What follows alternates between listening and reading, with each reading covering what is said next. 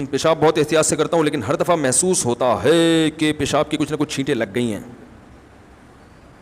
بھائی جان نہیں کیا کریں ایسے محسوس, صحیح ہے نا. پیشاب کریں, احتیاط کریں, چھینٹیں نہ لگیں, پانی ڈالیں اور پتلی گلی سے نکل لیں. ہاں پیشاب فوراً نہ اٹھیں کیونکہ قطرات نکل رہے ہوتے ہیں, تو تھوڑا سا اطمینان ہو جائے, قطرہ نکلنا بند ہو گیا ہوگا تو بس چلے جائیں.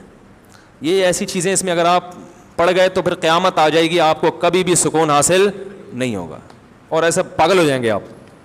اور پھر یہ والا وہم کے علاوہ ایک اور نیا بھی شروع ہو جائے گا. پھر ایک صاحب نے کہا کہ میں وہ شلوار جب اپنی ناپاک دھوتا ہوں تو میرا ہاتھ گیلا دروازے پہ لگتا ہے, تو پھر وہ دروازہ ناپاک ہو گیا, پھر جس لوگ بھی اس دروازے پکڑ رہے ہیں ان کے سب کے ہاتھ ناپاک ہو گئے, پھر وہ انہی ہاتھوں سے کپ پکڑتے ہیں تو کپ ناپاک ہو گیا, اور پھر جب کپ ناپاک ہو گیا تو پھر پلیٹیں اور چمچے بھی ناپاک ہو گئے, پھر بیگم انہی ہاتھوں سے پلیٹ دھوتی ہے تو وہ جب دھوتی ہے تو وہ اس میں لگ کے وہ ناپاک ہو گئے.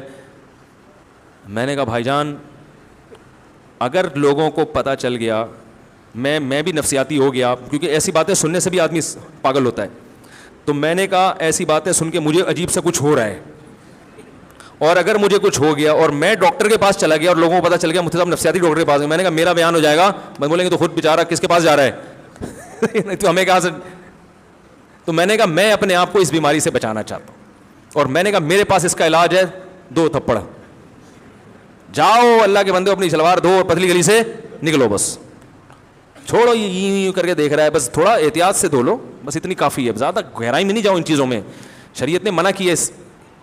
حضرت زین العابدین جو حضرت حسین رضی اللہ عنہ کے بیٹے تھے, وہ احتیاط کرتے تھے پیشاب کرتے ہوئے کہ کسی بوتل میں پیشاب کرتے تھے شیشے کے برتن میں تاکہ چھینٹیں نہ پڑیں تقوی کی وجہ سے. خود ہی پھر کچھ دنوں میں انہوں نے یہ عمل چھوڑ دیا. انہوں نے کہا جو مجھ سے بہتر تھے محمد صلی اللہ علیہ وسلم, انہوں نے یہ احتیاط نہیں کیا تو میں کیوں کروں یہ.